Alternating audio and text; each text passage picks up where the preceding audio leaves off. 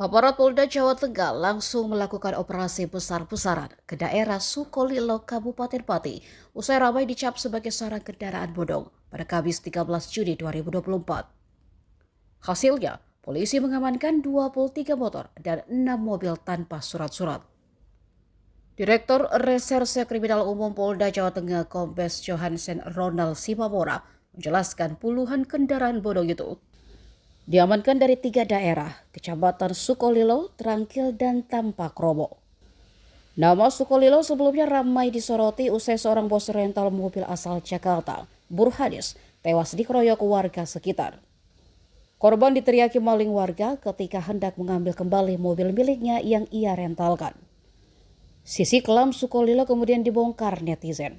Banyak mengatakan daerah tersebut adalah sarang kendaraan bodong. Sementara itu, camat setempat Andrik Sulaksono langsung melakukan rapat dengan tokoh masyarakat termasuk Kapolsek usai Sukolilo dicap jelek.